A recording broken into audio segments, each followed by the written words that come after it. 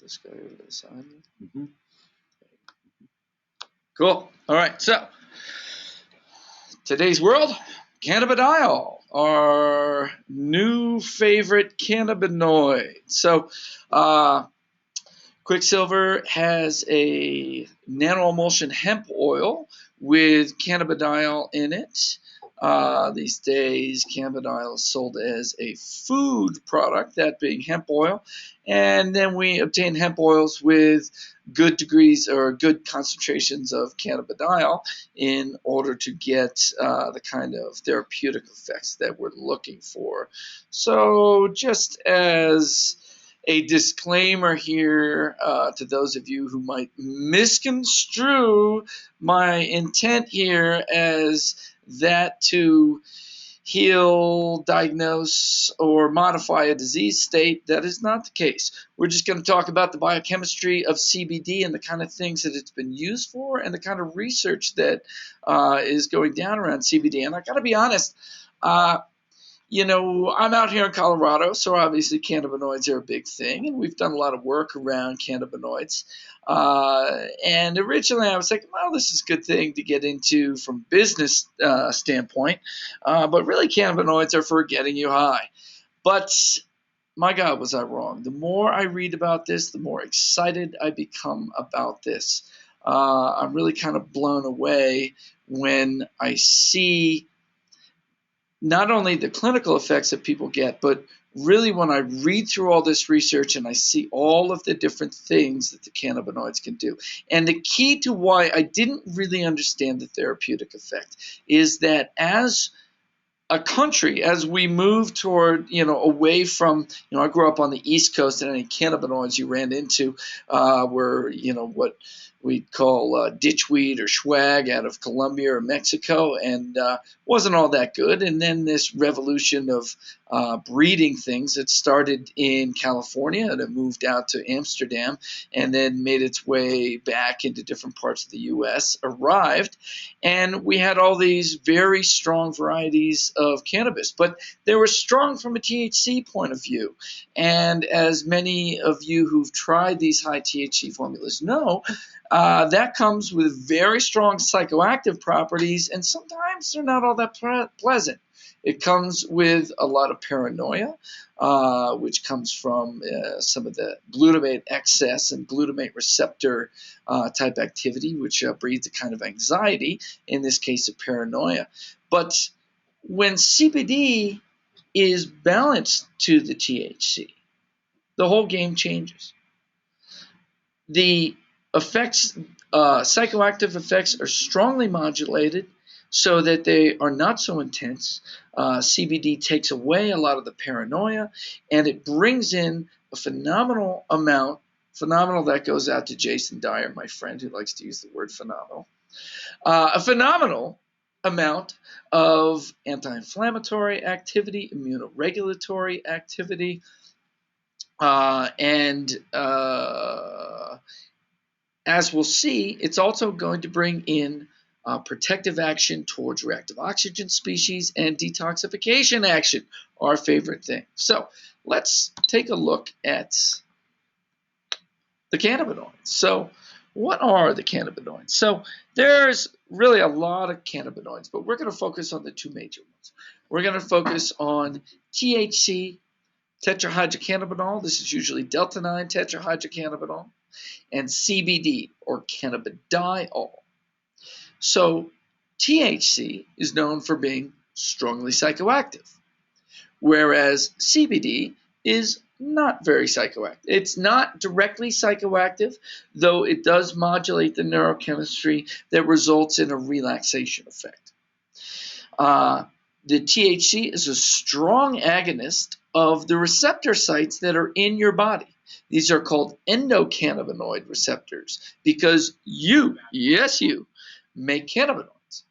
And you make cannabinoids called endocannabinoids, and these are a big part of modulating your neurochemistry and modulating inflammation in the body and modulating your immune system. So THC is a strong agonist, or strong, it targets the CB1 and CB2 receptor, and I wrote there that it's focused on the CB1. In the absence of cannabidiol, THC dominantly hits the CB1 receptor. And it is a weak gene transcription modulator. Now, what do I mean gene transcription modulator? If you watch my talks, we talk a lot about things like NRF2 upregulation. NRF2 is one of these big gene transcription sets. It brings up all of our oxidative stress defenses and our detoxification or toxicity defenses. The results, and that's NRF2, and that's a nuclear transcription factor. There are other nuclear transcription factors that focus on mitochondrial health, like the SIR2 and the PPAR gamma, and also fat burning. There's a host of different ways to upregulate different genes to achieve different effects. Now, CBD, on the other hand, is non-psychoactive, though it modulates neurochemistry. It is a very weak agonist of CB1 and CB2. Unfortunately, I wrote CD, but that should be CB2. However, it strongly changes the effect of other agonists. So what that means, usually there's a receptor site, and there's agonists, things that work with hitting that receptor, and then there's antagonists that block the action of the agonists. So usually if you've got two agonists and one has stronger action on that receptor, it will affect that receptor, and the weaker agonist will not. In the case of CBD, it's very different. Even though it's a weak agonist, it has a very strong effect on other agonists such as THC and anandamide. In the case of THC, the CBD takes the influence of THC on the CB1 receptor and diminishes it and shifts it over to the CB2 receptor. That's why when you take THC and CBD combined, the psychoactive effect of the THC is much less, because it is shifting the effects of the THC from the CB1 receptor to the CB2 receptor. So this is just starting to be understood. In fact, they used to think that CBD was affecting acting on the CB2 receptor, but now they're seeing that it's sort of controlling which receptors different things go to. But what we're going to see as we get to the second half of this talk is that by far the strongest effect of CBD on the biochemistry and its healing effect is the way it affects gene transcription, the way it's upregulating or downregulating different gene sets. And we'll see that there are hundreds more genes that CBD affects than THC affects. Okay, computer. There you go. So, when the first thing to understand when you're getting comfortable with the idea of cannabinoids is that there is a endocannabinoid system. These are endogenous cannabinoids. They're related structures to THC and CBD, and they are made in your body to hit the receptor sites, CB1 and CB2, and have modulating effects on the body. So endogenous means made by the body, and these are part of a whole family of neuromodulating receptors. And as I said before, there's the CB1 and the CB2. Now, the CB1, as we're going to see in this next slide, are predominantly in the central nervous system. And as such, they have biggest effects on motor activity, thinking, motor coordination, appetite, sedation, pain perception, and short-term memory.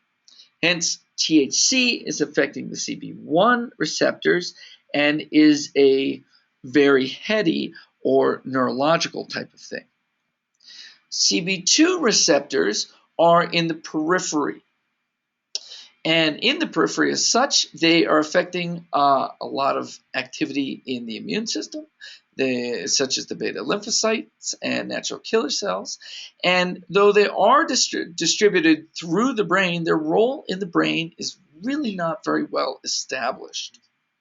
And often people will talk about disruption in the endocannabinoid system leading to disease states. One of the interesting things, so CB1 is also strongly influencing appetite and how you eat. Hence the whole idea that THC stimulates appetite. The idea of the munchies.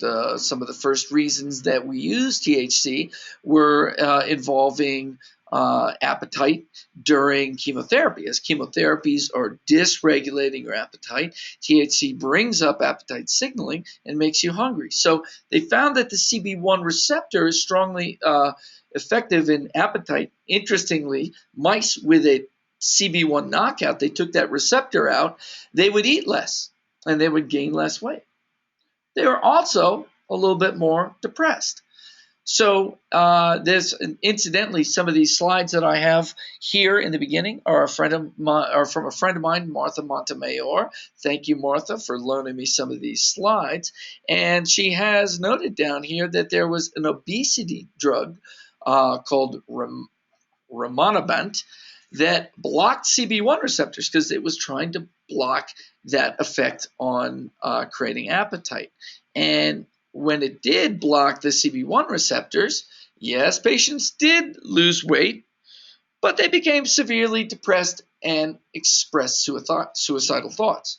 Thus, they scrapped that whole drug there. CB2 is a much broader thing. CB2 seems to be attributed to everything in your whole body. We've got influence over the gut, influence over the kidneys, the pancreas, adipose and skeletal muscle, the eyes, influence over tumors. Well, that's in terms of influencing growth factors in tumors and helping with apoptotic switches. When we get into how CBD works on pain, we'll see that pain has a lot of runaway inflammatory processes associated with it. One of them is nuclear factor kappa beta. Nuclear factor kappa beta is a big target for cancer therapies. In fact, when you see lecturers like Bharat Agarwal, for example, talking about curcumin and boswellia, they'll be talking about how these things block NF kappa beta. NF kappa beta in tumors is constitutively expressed. That means it's expressed all the time. NF kappa beta is only supposed to be expressed occasionally when you need inflammatory reactions. When it becomes expressed chronically, one of the things it does is block apoptosis. So apoptosis is what kills developing cancer cells. And so tumors keep NF kappa beta, which blocks apoptosis, constantly expressed.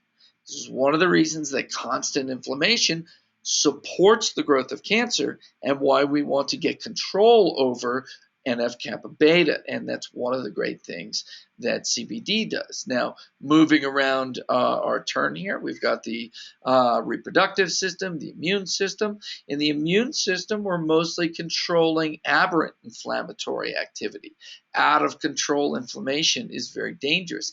And if you've watched me talk about inflammatory reactions from lipopolysaccharides and how they are synergistically toxic with the metals. The metals and the inflammatory response on the lipopolysaccharide creates a synergistic amount of damage far beyond either one of those alone. And you see me talk about how that leads to damage to the proximal tubules of the kidneys and transport of toxins into the urinary flow. Now, God bless us all right now, because some of the research on CBD shows that it blocks lipopolysaccharide-induced inflammation. So we're going to start using it towards healing some of the damage to the kidneys, and we're going to use it especially for neurodetoxification, where lipopolysaccharides from leaky gut are causing not just peripheral damage, but they're causing neuroinflammation and the resultant brain fog and hyperanxiety that comes along with it. So we're going to see that CBD is super helpful in that. You see CBD affecting respiratory tract, skin. A lot of people use CBD in salves or balms to heal skin disorders. And then moving around, you see the central nervous system, the cardiovascular system, and affects neuroprotective effects, not neuroprotective, I'm sorry, hepatoprotective effects, protection on the liver.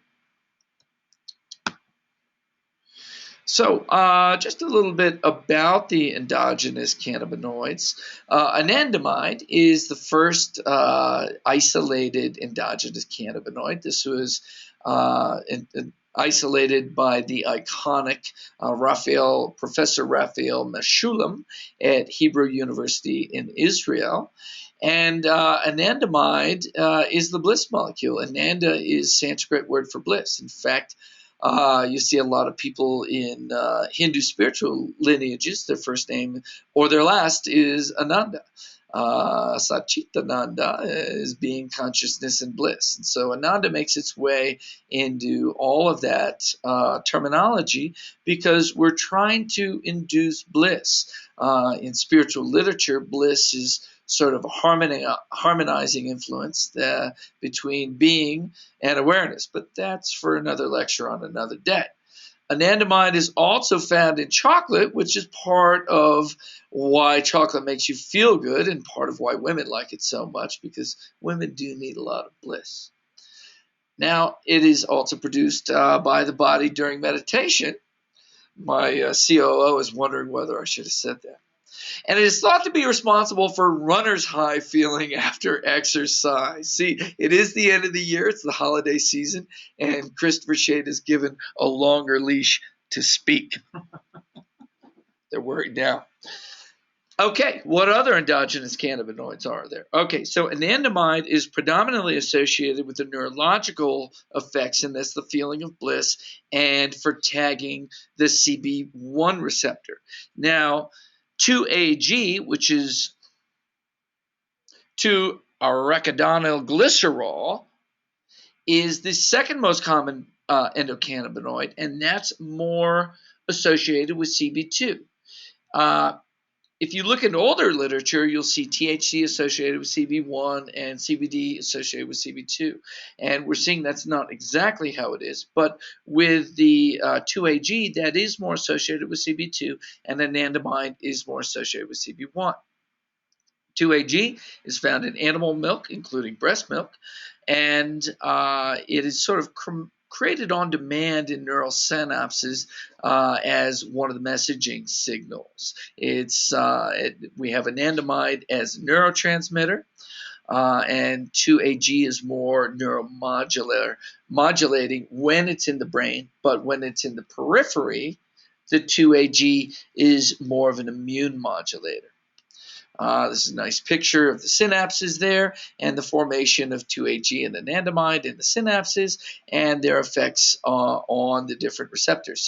There you have anandamide kind of spreading itself out between a couple of receptors, but the direct shot is on CB1, and the 2-AG spreading itself also among the different receptors, but the most direct shot is on the CB2.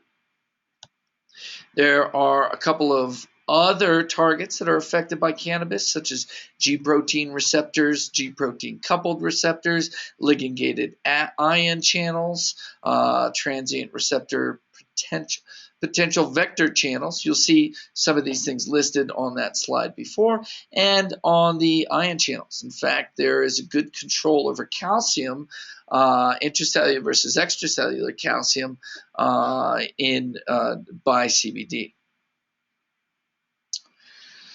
So, to review that a little bit, CBD is a weak agonist for CB1 and CB2. I know I said that they used to think that CBD was more of a CB2 receptor thing and THC was a CB1 thing. They're finding it's a weak receptor for either. Instead, it modulates how the other cannabinoids, the endocannabinoid anandamide and the exogenous cannabinoid THC, it modulates how they hit the receptors.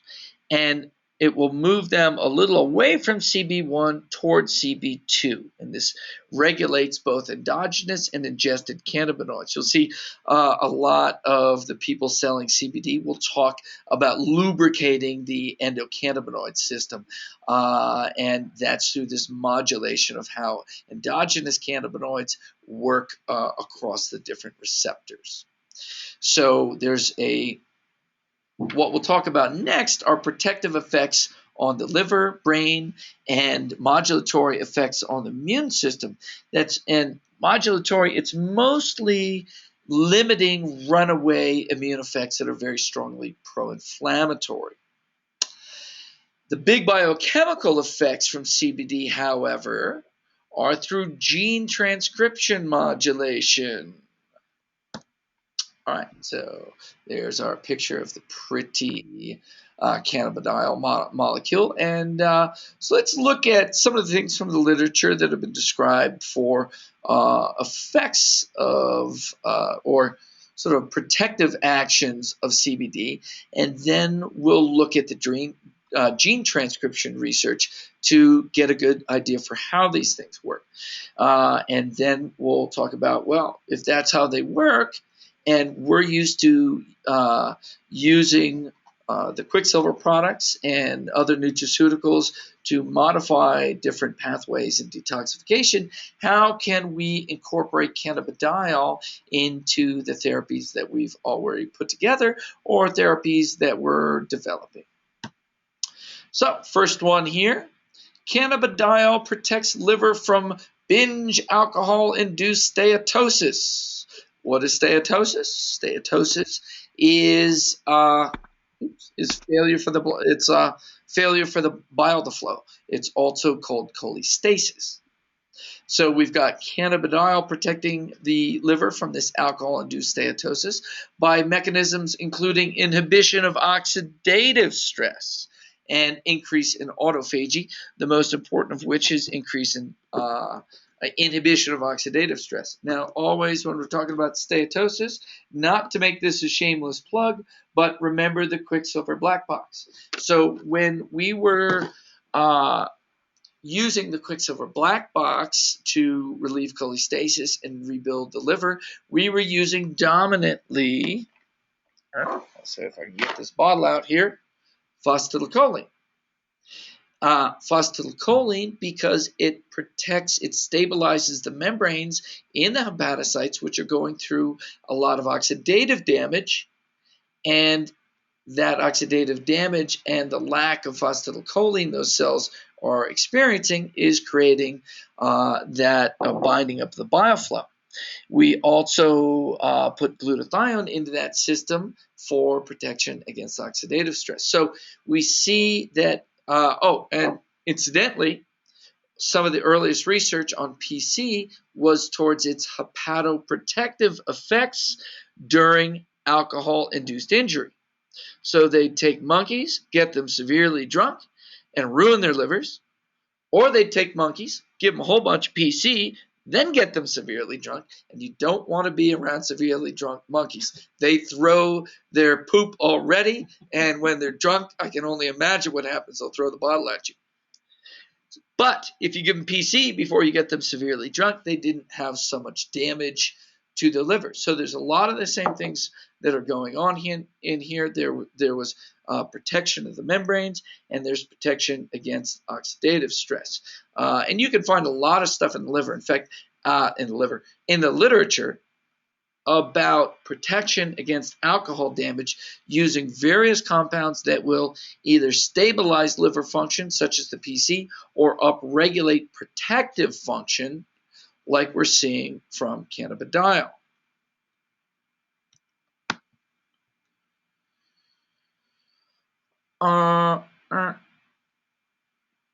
Okay, sorry. Those were two papers actually looking at exactly the same thing. And I meant to pull up some of the graphs out of that paper, but did not put them in there. But those graphs, it was all protection against reactive oxygen species. So how do we get protection against reactive oxygen species in our world? And I don't have my usual people that I can point to and ask questions. But, Robert Slovak, my good friend Robert Slovak, he is here. Robert Slovak, if we want to protect, and you can't use hydrogen here, if we want to protect the cell against oxidative damage, what might we want to upregulate production of? Glutathione. Glutathione. Robert gets the prize. Here he's given a bottle of PC. We can then give him excessive amounts of alcohol, and he won't die from it. So, glutathione, our good friend. We can imagine that there might be one coming up about cannabidiol. Now, you'll turn down. You want to turn down your speaker over there. Good. Very well done. Now we have neurological. So we have a peripheral effect of protection in the liver against liver damage. And now we're looking at neurological effects. So in neurological effects, here we have a paper, cannabidiol, a cannabis sativa constituent, as an antipsychotic drug. Very interesting. THC and hyperstimulation of the CB1 receptor has been shown to induce psychosis. CBD, on the other hand, has been shown to ameliorate psychosis. Here they're looking at ketamine-induced psychosis, but there's other papers on THC, where THC is inducing psychosis and CBD is reversing psychosis. So any of you who have experienced THC with different amounts of CBD will see that straight THC does make you changes the brain. Your perceptions are off. There's a lot of alteration there. Time-space continuum gets a little skewed. There's a lot of anxiety there. But when CBD is brought into it, those results, those negative results are brought more under control. There was some reports in the literature of an area in South Africa where they were smoking a certain plant that had tons of THC and zero CBD at all. And in that region where this plant was growing, they were reporting a lot of THC-based psychosis at the hospitals there. And in fact, one of the ways to bring down somebody who's had too much THC and have them have less of that paranoia is to administer CBD.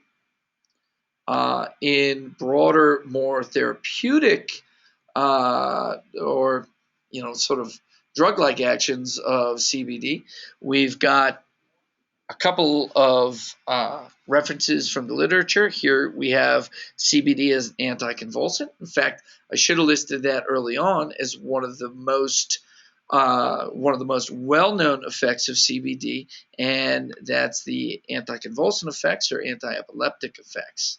We see CBD used in multiple sclerosis. We see CBD used in bipolar. We see CBD used in schizophrenia. And there's a good example. THC can induce schizophrenic episodes, and cannabidiol seems to be able to block them. So let's move on. All right. What everybody's been waiting to hear. I was trying in a weak way to get everybody to think in their minds. Chris, when in the world are you going to mention that CBD might upregulate NRF2? Because we're all thinking that, aren't we? Any of the quicksilver heads out there are thinking, geez, plant compound like that protects your liver. It must upregulate NRF2. It doesn't. Forget it. No, it does. All right. So I spent hours and hours and hours reading this paper because it is the coolest paper I found on CBD. You can have papers that say, well, it does this or it does that, but you know how we are here. We like to know why it does this or that. And so, differential transcription profiles mediated by exposure to the cannabinoids cannabidiol and delta-9 tetrahydrocannabidiol in BV2 microglial cells. So, we're looking at gene transcription modulation. Now, when you hear me talk about genes, I talk about genes like a library. Like you've got this vast library of books that have all this information. Now, information is one thing, but action is another. And so nothing happens until you can read that information, digest it, and act on that information. So all those books are up there. But you're not going to act on all that information at once because it would just be sheer chaos. And you don't have enough resources to act on all that at once. You don't have enough energy and enough biochemistry to hold all these balls up in the air at once. So you will take different aspects of this library and activate or bring them into being at different times. That's gene transcription. You're going to take the DNA out. You're going to have an RNA read the DNA and read its code for the protein it creates, and then it's going to go to the ribosomes and make that protein. So what we find, we have this history of plant use in medicine that said this plant does that. We don't know why, but you take this plant and this happens. And now, in the days of genomics and what I call a lot of people call phytogenomics, that's plant chemicals regulating gene transcription, we're finding that these different plant compounds have their activity by the genes that they induce. So in the case of CBD, we're going to see major effects on oxidative stress, inflammation, and immunity genes. And we'll compare CBD to THC. CBD had a much broader effect than THC on a transcriptional level. And we saw, hallelujah to all of us in the detoxification world, that glutathione system is strongly affected, and the system is strongly upregulated through the agency of NRF2 ARE. What's ARE and EHRE? ARE is the antioxidant response element. It's also called the electrophile response element. And electrophiles, such as metals, are going in and pulling electrons off of things like thiols and damaging them. And so the electrophiles are stimulating the NRF2 translocation into the gene to turn on all of our good gene sets. But not only do we see a turning up of the detoxification genes, we see a turning down of the inflammatory genes. This is really key. Okay, so here in the numbers we see upregulated. Let me see if I can get a drawing tool here. Sorry, I had to switch computers. And life is a little bit different right now. No, I can't get my drawing tool. All right. It's that, guys. Is this broadcasting okay? Okay, cool. All right. So, in those circles you see up there, you see upregulated in green and downregulated in the green numbers and upregulated in the red numbers. If you look at then you'll see in each one you have a pair of circles where you have the number of genes affected by CBD, the number of genes affected by THC on the other side, and in the middle you have the number of genes that were affected by both. So then the top row is the number of genes that had a doubling or a one-fold increase. The bottom row, the middle row, the B, is number of genes that had a two-fold increase. And the lower one, C, is the number of genes that had a threefold increase. Or threefold change, threefold induction. So CBD downregulated 517 genes, whereas THC only downregulated 29. CBD upregulated 658 genes, whereas THC only did 36. And then as you go down, there's less and less genes that are more and more strongly influenced. So we see that CBD is really the major player on a phytogenomic level. It is bringing some things up and bringing other things down. What kind of things is it bringing up? Now, unfortunately, I can barely read this in this viewer here, but all right, that's all of our good friends that it's bringing up there. Those are glutathione synthesis genes and glutathione S-transferase genes. I mean, this is This is music to the ears of the detoxophiles here. And if you look over to the right, you'll see the induction levels. And some of these are most of them are 3 to 5 fold increase from CBD and a very minor increase from THC. What do we see downregulated? We see downregulated the inflammatory genes that are bringing on inflammatory cytokines and inflammatory receptors. And very interestingly, they've seen in other papers that the same group did that there was a strong modulation of inflammation in lipopolysaccharide treated cells. Remember, lipopolysaccharides, we'll see a couple of slides coming up that I've talked about many times about how lipopolysaccharides are modulating the damage from the toxins, basically spiking damage because of the inflammatory reactions that happen from the lipopolysaccharides. So here we see that the reported downregulation of the expression of CD2 mRNA by CBD, but not THC, in lipopolysaccharide treated cells is an agreement with blah, blah, blah, a bunch of biochemical effects, but it's basically the STAT3 activation that is bringing a hyperinflammatory response and bringing a lot of the damage from lipopolysaccharides. So at the end, they say these effects of CBD on STAT3 and SOX3 could underlie the potential benefits of CBD in the treatment of neuroinflammatory diseases.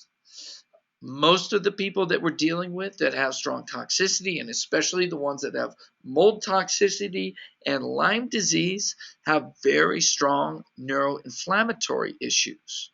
Most of the autistic cases have very strong neuroinflammatory issues. In fact, I think the most exciting aspect of the CBD is for these neuroinflammatory cases.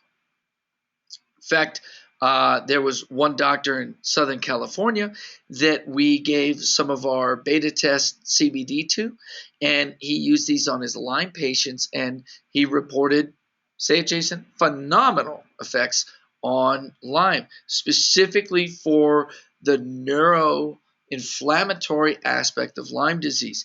And I'm super, super excited for those cases, and especially for the autism market and the neuroinflammatory problems that go on in the autism market. Just to review a couple of slides that we've seen in the past, here we have the sort of quintessential slide showing a sort of spike in the toxic effect of xenobiotics when you go through those inflammatory spikes from lipopolysaccharides. And often when I'm talking about this, I'm keying into GI effects, specifically leaky gut, as a main contributor of lipopolysaccharides into circulation. And when those spikes of lipopolysaccharides come in, you get a spike in the effect of the toxins and a spike in the neuroinflammatory activity. And of course, I always do show this slide as well, looking at augmentation of mercury-induced nephrotoxicity by endotoxin in the mouse. And here we have endotoxin pulsing into circulation and causing a spike in the toxicity of mercury. If you look over to the left, you see that mercury creates some elevation of serum urea nitrogen, which is damage to the kidneys, where lipopolysaccharides create almost none. And then lipopolysaccharides and mercury together create a synergistic spike in the damage to the kidneys, resulting in what? Resulting in retention toxicity, damage to the transport proteins that are moving the mercury forms into the urinary flow, and thus lowering the mercury excretion and increasing mercury retention. And as you know, if we're looking at our testing methodology, here you see a person with elevated inorganic mercury in the urine and a unfavorable urine to blood ratio, showing that the proximal tubule transporters are not moving those mercury conjugates from the blood into the urinary flow, and then instead they're building up in the blood.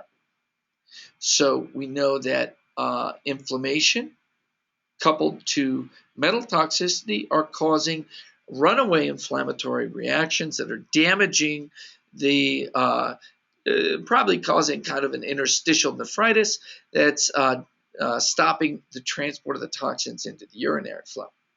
Now, if those inflammatory ultra damage reactions are happening in the kidney, they're probably also happening in the brain. So I'm very excited now to use cannabidiol along with kidney support to try to reverse this blockage of kidney excretion and get those urinary mercury levels up. Previously, we've used Rentone from AS Herbs. We've used Renalin from Soluna Labs. We've used MHP's kidney liquid and some Solidago, but now I'm very excited to bring in CBD into that activity. So this was also from that paper looking at different groupings of different genes. And some of these were on an immune level. Some of these were on a oxidative stress and toxicity defense level. So now we can go back and we can see why CBD was able to be hepatoprotective in the case of alcohol damage. Why? Because it upregulated NRF2 expression. And here we see at the top, there is NRF2 very strongly upregulated.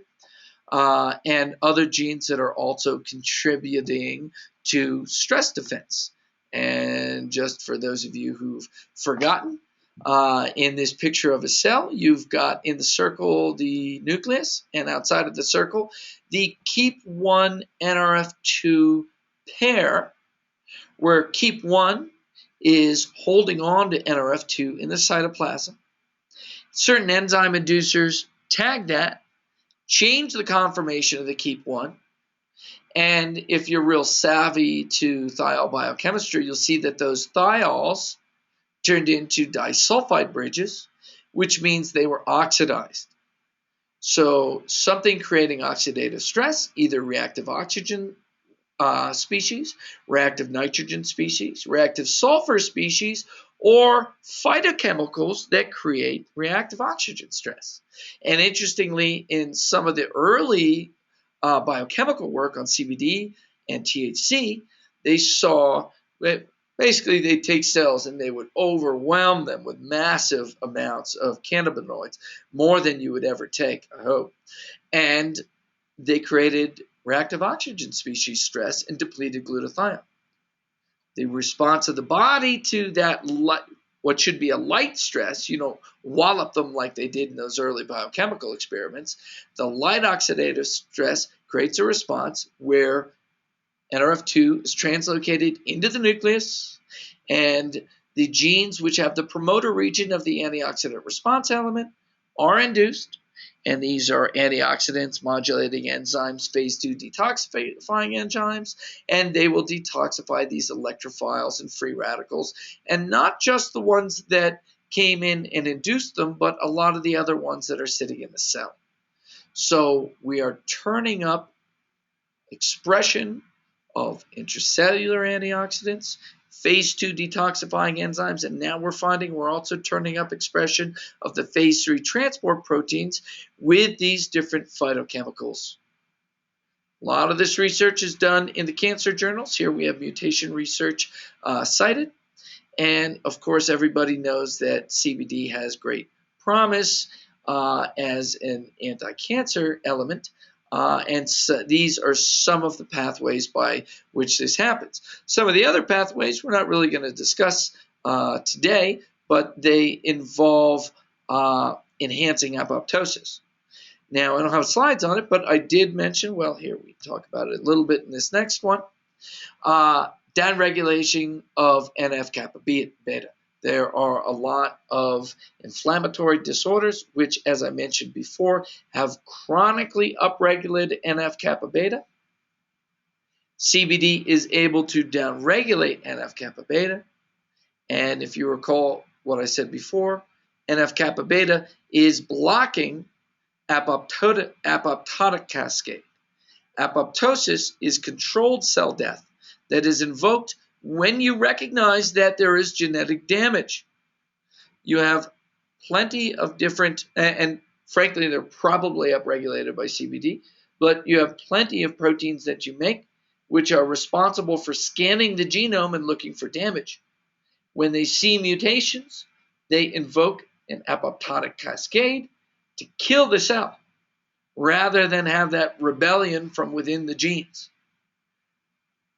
If NF-kappa beta is chronically active, it is going to block the apoptotic signaling and block that cell death and allow proliferation of those cancer cells. So, summarizing neuroinflammatory process effects on CBD, we are controlling body-wide, we're controlling inflammation, we're controlling NF-kappa beta, we're down-regulating that whole gene set that was shown before, which are invoking both production of pro-inflammatory cytokines and the receptors for those cytokines. So we're blocking inflammation in these different ways. We're turning up our anti-inflammatory cascade, as we've often referred to it, through NRF2 upregulation. But in the brain, we're also stabilizing NMDA receptors. Now, I forgot to put in my glutamate slide. If you recall seeing me show slides about glutamate in the brain, neurons over time, unfortunately, age is a contributing factor to death, Peter. He's shuddering over there. Age is a contributing factor to things sucking. That happens, and I've showed you slides before of neurons losing their antioxidant, the robustness of their antioxidant system over time. But when glutamate is in excess, they lose that integrity at a much more rapid rate. NMDA receptor is the glutamate receptor, which is invoked and gets destabilized and overactive under different pathological states. Now, a lot of people with in any neuroinflammatory situation, you have overactivation of the NMDA receptors. There can either be excess production of glutamate or just excess activity of the NMDA or glutamate receptors. And this is creating anxiety situations. It's creating a free radical cascade from nitric oxide being turned into peroxynitrate. That free radical cascade, along with the excess glutamate activity, is creating not only anxiety, but brain fog as part of this inflammatory process. This is the great promise of CBD for neuroinflammatory processes because it stabilizes the NMDA receptors so they're not hyperactive. It upregulates NRF2 processes, which control the formation of peroxynitrite from nitric oxide so that we quench that free radical as it's made, and lower, because of lowering glutamate activity, lower that anxiety that comes along with that. Anybody who's heard me talk knows that one of the dominant neurological expressions of mercury toxicity is anxiety through hyperstimulation of the NMDA receptor. So now we have a single agent that turns up free radical control, detoxification, and glutamate signaling control in the brain. And this will become one of our greatest weapons for neurological detoxification. I'll work on putting together protocols for this, but basically the best things to combine with CBD for neurological detox are phosphatidylcholine, activated methylating B complex, like our methyl B complex, and free radical quenchers like glutathione, and GABA for helping to counteract the activity of the glutamate receptors. One way to go would be to get the black box liver detox. I've said numerous times that the liver detox is also a neurological detox, and the only thing really missing is the CBD. In our sampler boxes, I'll be talking a little bit about our energy sampler box, but we also have our neuro sampler box, which has glutathione, PC, B complex, and GABA in it, I believe. Maybe it has something else in there. He's going to confirm for us. But phosphatidylcholine, why? Stabilize membranes. B complex, to feed methylation, jumpstart methylation in the brain, and feed brain a lot of the brain reactions that are going on there. Glutathione as to help with the free radical quenching, and of course we know why GABA. Neuro. Sure. CoQ10, B12, glutathione, GABA. Well, we're missing the PC in the neuro box, but it would also be a good one to blend with the CBD for a neurological detoxification. So now we get on to talking about delivery of our CBD. If you're familiar with CBD and other cannabinoids like THC, you know that there's a very low absorption in the GI tract, roughly 10% absorption.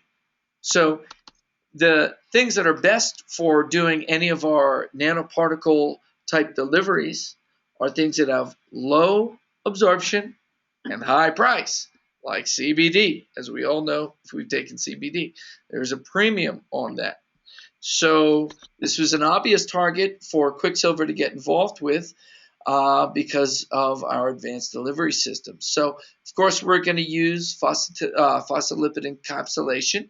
Phospholipids, as you know, are combined of a hydrophobic tail end and a hydrophilic polar head, and they arrange in these bilayer sheets where they tuck their fat-soluble ends into the core and their water-soluble ends out towards the water.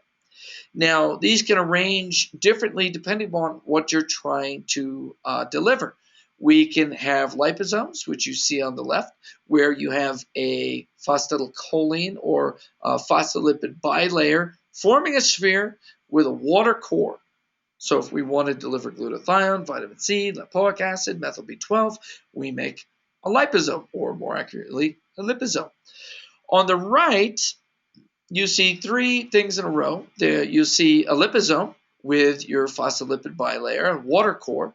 And I like that picture because it's right next to a nanoemulsion where the phospholipids have ordered themselves around a liquid lipid droplet, an oil droplet. The fatty acid tails of the phospholipid are pointing into the lipid, and the water-soluble heads are on the outside of that droplet, and that's stabilizing the size of that oil droplet in that water matrix by hiding the interface of the oil from the water. The one all the way to the right they call a lipid nanoparticle. Really, that should be called a solid lipid nanoparticle. Their idea was that that's a solid lipid there. And in the middle, it's a liquid lipid. Now, lipid nanoparticles can be liquid lipids or solid lipids. Then they'd be called solid lipid nanoparticles. So for our discussion here, we'll continue to call this a nanoemulsion. If you've seen me talk before, you'll see that there is a lot of movement of these lipid nanoparticles, sometimes liposomes. Here we have recent advances of liposomes as pharmaceutical carriers, trends in liposomes used as novel drug delivery systems. And then you'll see lipid nanoparticle formulations for oral drug delivery, advances in oral transmucosal drug delivery, solid lipid nanoparticles as oral bioavailability enhancers. So what do you need to be able to go right through the oral cavity? You need small size. And yes, size matters, and we want it small as can be. And as I've talked about when I talk about liposomes, when we make liposomes, we're trying to make liposomes in sort of a 50 to 100 nanometer range, where we can get them as small as possible for fast absorption in through the oral cavity, but we don't want them too small. A liposome can go down to 20 nanometers, but when it goes that far, it doesn't have a lot of internal volume. So we like to stay in the 50 to 100 nanometer range. But when we go to nanoemulsions, we can go even smaller. Smaller the better. So before I show you a picture of the size of the nanoemulsions of CBD that we make, we'll just show a couple other pictures around nanoemulsions. Unfortunately, I don't have my little pointer, access to my pointer here. But on the top left of the screen, you see this schematic where you've got an oil core surrounded by a mixture of a surfactant and a co-surfactant.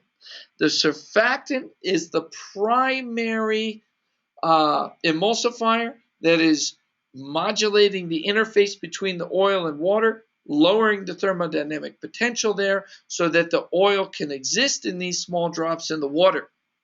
Normally, when you disperse oil droplets in water, what do? They coalesce because there's a lot of energy consumption to keep that interface between the oil and water. So they minimize that by creating large droplets. So if we want to stabilize very small droplets, we need surfactants on the outside.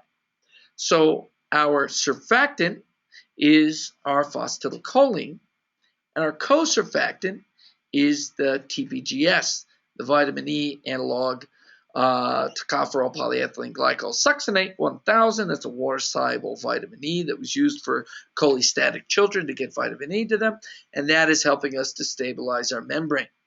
On the right, you have a more sophisticated diagram of a nanoemulsion where they have phospholipids and a polyethylene glycol forming the membrane, stabilizing a droplet of soybean oil, which has nanocrystals in it. So now if you substitute the soybean oil for various terpene oils and those holding our cannabinoids in them, you will have our nanoemulsion particles of CBD. And in the future, as we move into the medical cannabis area more, you'll see in certain states CBD THC mixtures like that. So, because I like to show size, here's a picture of our CBD nanoemulsion with a mean diameter of, drum roll please. Does somebody make drum sounds here? Well done. 21.7 nanometers. How's that for size? That's pretty darn small. And hence the quick uptake. And I'll tell you the story. I can't show you pharmacokinetic data right now because we were just getting it this week. It was a very exciting time. And in Colorado here, we were working on a project with another company on pharmacodynamics of cannabinoids delivered in this same size nanoparticle. And we did two different ways. One was the intraoral delivery that we commonly do. And the other way was by taking the surfactants and the cannabinoids into a capsule and swallowing it with a glass of water, which is called a self-emulsifying drug delivery system. You theoretically make all these little you make these emulsified particles in your GI tract. The difference is when we make them in the laboratory, we make a 20 nanometer particle, and if you make them in your belly, you make a 400 nanometer particle. That 20-fold size difference really affects the kinetics and the absolute absorbability of these compounds. So what was reported by our clinical study participants is that the intraoral delivery they could feel within 5 to 10 minutes, and within 20 minutes it was strongly active, with some growth after that, because you're getting about half of those nanoparticles in the oral cavity and the other half as they're going down. So you and we'll look at some later some slides on pharmacokinetics of B12, where after about 20 minutes, 30 minutes, you have about 60% of your payload in, and then the rest is coming in through the GI tract over the next 20, 30 minutes. And this is what they reported. Onset, 5 to 10 minutes. Strong activity, 20. Most of it in by 40 minutes. And a little bit of creep up towards 60 minutes. Then maintenance of that neurological feeling over the next 3 to 4 to 5, sometimes 6 hours, and then coming down. So when they did the oral capsules, none of the effects came on till after 60 minutes. So we see very obvious pharmacokinetic effect of the size of these particles and the intraoral delivery of those particles. Some of the data around cell uptake versus size, this was really stunning data. These were CATCO2 cells, and they made very tightly controlled sizes of liposomes, and they incubated them with cells for either 15 or 60 minutes.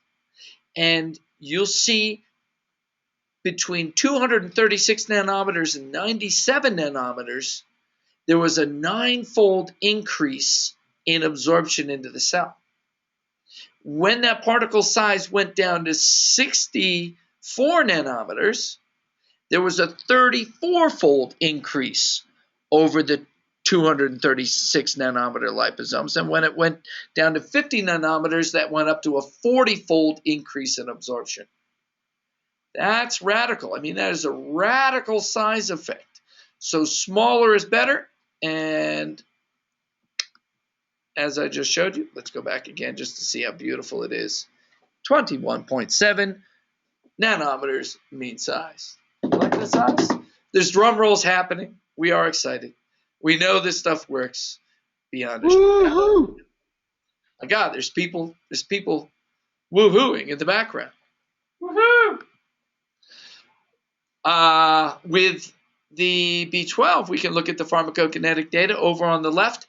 Unfortunately, I switched colors in the middle of this one, so I shouldn't have done that. Over on the left, you see the intraoral B12, where it shoots up very, very quickly in 20 minutes. You got about 60% of your peak plasma level of B12. You got a 3-fold higher peak plasma level of the nanoliposomal B12 versus something called a sublingual B12 that was just water, ethanol, and glycerin. And you see with the water, ethanol, and glycerin, it wasn't until 60 minutes that it started really entering the blood, and the big peak was at 2 hours. Over on the right, this is a combination of a number of data.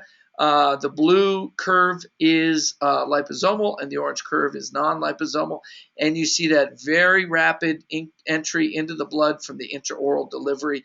4 minutes after the dosing, we've already had, I think it was about a 20% increase in the blood levels of B12 versus that effect, that 20% increase took about 60 minutes with the non-liposomal formulas. And with the methyl B12, that was a 45 nanometer liposome. So size matters, smaller the better, 20 nanometers. The other thing that size is important for is clearance. When particles like this do get into the blood, the larger they are, the faster they're cleared from the blood. And anything as you go over 100 nanometers, you start to get rapid clearance from the blood.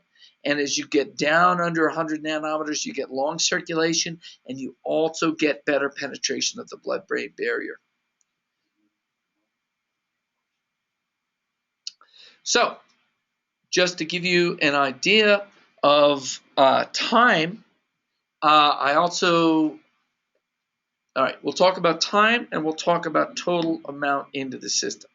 So in time, you've got inhaled forms of cannabinoids with an onset of 1 to 3 minutes, duration of 1 to 3 hours. Tinctures, onset of 30 to 60 minutes, duration of probably 1 to 4 hours. Edibles, I took 30 to 60 minutes from somebody else, but most people who take edibles know that it's really like 60 to 120 minutes, with more coming after 360 minutes and 200. It just keeps going up, up, up, up, up, lasts for 8 to 12 hours. Topicals, 30 to 60 minute onset, 2 to 3 hour activity. Intraoral nanoemulsion, 5 to 15 minute onset, 2 to 4 hour duration. This is the perfect bridge between the edibles and the smokables. But it's not just a kinetics difference. It's an absolute absorbance difference. As we get our data, I'll get final numbers for you. I've always predicted it would be a 3 to 5, even 6-fold increase in bioavailability using the nanoemulsion versus typical oral. Everybody who's used the different cannabinoids in this form has reported basically those numbers, that 20 milligrams this way will be roughly equal to 75 to 100 milligrams in a typical edible. So you're going to have not only a better time frame, fast onset, a more manageable duration, but you're also going to have higher bioavailability. And I will guarantee you it'll be 3 to 5-fold higher bioavailability. So you may pay more initially per milligram of CBD to get our nanoemulsion, pictured here, but you are going to be saving yourselves money. I mean, typical doses for anxiety are 3 to 12 milligrams max. For pain, you might be going up to 24 milligrams of CBD in these formats, and you'll be getting very strong effects, where typically you'd be using, again, 3 to 5-fold more of that in a normal ingestible CBD. Here's our fine bottle of CBD. There's 300 milligrams per bottle. All these bottles have 100 pumps in them. The pump is 0.5 ml. The pump has then 3 milligrams of CBD. Terpene profile in this is dominantly that of limonene with a little bit of myrcene in it. We do have a holiday special here. The CBD is doctor only wholesale right now, and it is 10% off through January 3rd. But we want other holiday specials, and we want you to have a very fun Christmas. And there is a lot of things to do. There is a lot of parties to go to. There is a lot of dinners to go to. And so we put the energy box on special. The boxes are sampler boxes, so you don't have to go in and buy a full case of these for the wholesale market. You can get themed 4 different products themed out here. Here for energy, we are doing pure PC. PC will also act as a hepato and neuroprotective during the the holiday season. Vitamin C is also another protectant as well as an energizer. Vitamin C really does help keep your energy stable. Of course, the most dramatic energizers, and these are the ones that I have everybody try when we go to conferences, are methyl B12 and CoQ10. Both of these are mitochondrial stimulants and neurological stimulants, and they will bring your energy up guaranteed. When you're getting the end of that dinner and you still want to go out to the after dinner parties, you hit the CoQ and the B12, and I guarantee you will get there. The PC will guarantee that you return from those after dinner parties. So that is 10% off through January 3rd. When we go into January, we will more than likely put the detox boxes on special so that you can clean yourself up after all of that holiday festivity. So sorry I didn't put a little picture of a Christmas tree on there and a Santa Claus, which would be a little bit Christian oriented. We're going to put that beautiful picture of the Colorado sky and that mountain that is right behind the Quicksilver building, isn't it, Philip? Uh, on our holiday cheer there. And so, with that, I think I have all of the product promotions covered, and we can move on to Q&A. And so, Thomas is going to read the Q&A from the other room. So, Thomas, I'll be waiting to hear you coming in with the Q&A. Can you hear me? I can hear you. Okay, good. So they can hear us too. So let's start with the first question. This one is from Greg. Can Chris address PEG, form of vitamin E used in some products? I've seen that it may be processed using dioxin, and EWG even say it's not recommended. The PEG EWG. aspect, not vitamin E. Say that last part. So he wanted to know the PG aspect, not the vitamin E aspect. Yeah. Okay. So TPGS is a vitamin E that's conjugated to a kind of shortish chain polyethylene glycol, and that does tend to freak some people out. And I think environmental working group he mentioned does not recommend PEGs. I don't know if that was specifically the TPGS they were talking about. The TPGS has reams of safety data. They had children taking 6 grams of this a day with no adverse effects. Now, I'm not going to recommend you take 6 grams of this. In its uses in some of these products, it's for stabilizing the membrane with these complex mixtures of phytochemicals. And it is essential for stabilizing a small size.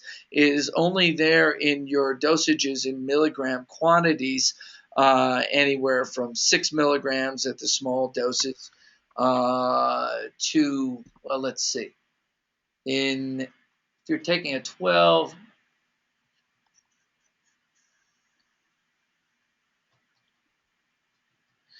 anywhere from a low of 2 milligrams to a high of maybe 20 milligrams if you're taking really high doses of things. And so here you have safety studies that were done with 6,000 milligrams per day and having no problem. So I've made a determination, as I do with all of these things, that the benefit far outweighs the risk in this case. And just so you guys know a little bit about me, I didn't come from the better living through chemistry background of the 60s and 70s. I was an organic farmer, not just organic, I was a biodynamic farmer before I became a chemist. I have exquisite sensitivity to what compounds might be good or bad for us. So if there's anything I put into my systems, I have determined that myself intellectually, as well as energetically, that these things are a net positive that enable us to get a therapeutic effect that vastly outweighs any of the negativities that might happen if we were to eat whole bowls of these different compounds. So that's the TPGS. And in fact, all of our like super sensitive muscle tester types that test all these formulas, all of them test good. I've even given them raw TPGS to test, and they're fine with that too. And so that's where we ended up with this. It really is a great compound for allowing us to do the very complex chemistry that we do. You have another question for me, Thomas? Yes. There's a lot of questions about. Okay, this is a good one that summarizes them. To get the most effective benefit from CBD, don't you need some THC along with it? Great question. Okay. Some of the effects of CBD are better when there's THC there, like anti-epileptic effects or anticonvulsant effects, effects that are neurological in terms of the neurochemistry more than the biochemistry, do benefit from a little THC. Now, all natural CBD has a little THC in it, which makes the hemp oils probably better than the synthetic CBDs. Most of the ratios of the hemp oils are about 40 or 50 to 1 CBD to THC. The legal requirements for industrial hemp are that the plant is below 0.3% THC. The hemp oil that we use is from Colorado, where it is regulated by the Colorado Department of Agriculture, and every field is tested by the Colorado Department of Agriculture for THC content before it can be harvested. In fact, I know some people that lost a $250,000 field of hemp because they had I think it was a 0.4% THC. So, all of these come from legal regulated hemp oil, but there is still some THC. When you measure these raw oils, they run, as I said, 40 or 50 CBD to 1 THC, and this may be why they have such a good neurological effect. However, THC is not required for expression of NRF2 and some of the gene modulating reactions that we looked at there. When we get into the cannabinoid chemistry, medical cannabis, you see most of the best products do have a good amount of THC. Sometimes you have 4 CBD to 1 THC. Some of them are 1 CBD to 1 THC. Some of them are 4 THC to 1 CBD, depending upon the therapeutic action that you're going for. But in any case, here we have a beautiful CBD to bring into it that will not have that strong psychoactivity of the THC. Another question? What have you seen in research are chronic leukemia/lymphoma and cannabinoids? Thank you.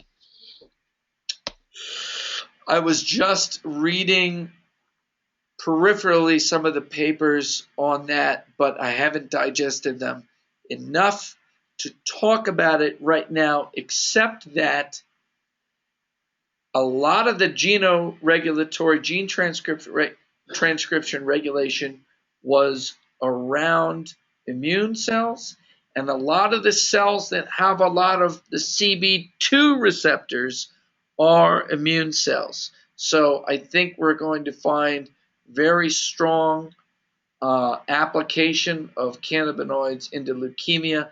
I just don't know enough about the outcomes. Next question. Would CBD be effective in treating peripheral neuropathic pain due to controlling neuroinflammatory processes? Great question. Peripheral neuropathy controlled by CBD. I'm going to say yes. We have started, as we beta tested the CBD, we've used it on some really extreme pain cases. One was a suicidal post-operative pain that 4 pumps of CBD completely controlled, where none of the narcotics controlled it. Why is CBD so good on pain? Because its ability to turn down inflammation, to actually affect directly pain receptors, and to lower part of the neuropathic pain is neuroinflammatory, as this person astutely mentioned. GABA is necessary for shutting off pain receptors. Pain receptors get stuck open when you've got excess glutamate and deficient GABA systems. And by controlling the NMDA glutamate system, you're allowing flexibility into the GABA system that I believe is a big part of it being able to stop these chronic pains. So neuropathic pain, which is peripheral neuropathic pain, I think will be very well influenced or controlled by CBD. Other things that go into controlling neuropathic pain are B vitamins, specifically B12 and B6 that you would find in our methyl B complex. And so I would do those along with maybe glutathione and PC and a lot of CBD. And I'm very interested to hear what kind of results people get. In fact, there's one of our doctors who has a stubborn peripheral neuropathy. Call me. I want to use it on you.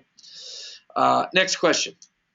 This is going to be the last question, and I'm going to copy all the questions so I can respond to everybody later. And so, why is CBD excitatory rather than anxiolytic in some individuals? Oh, good question. So he said, why is THC excitatory? Why is CBD excitatory rather than? And the question said versus anxiolytic. So anxiolytic means lytic is break, cleave, breaking anxiety. And this is one of the most well-documented aspects of CBD is breaking anxiety. There's a lot of, in neurochemistry, there's always a lot of what are called paradoxical reactions. And paradoxical reactions are where you take something that should be a downer, but it's an upper on you. You take something that's supposed to be an upper, but it becomes a downer on you. So I could, just blanketly say there's got to be paradoxical reactions, but why are there paradoxical reactions? I've seen some reference. And, unfortunately, we're very early on to the literature, and there is not great consensus. So one paper will say it does X, and one paper will say it goes left, one paper will say it goes right.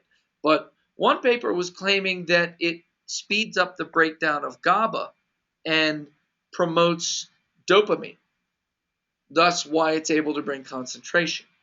I know I run this company, and everybody at the company is always asking me questions, and sometimes that makes me very ADD, and I can't get any focus to get anything done, and I find that GABA gives me the stability to get that done, and I thought about it as lowering the glutamate type anxiety, but I've seen reference to it stabilizing dopamine, which allows you focus.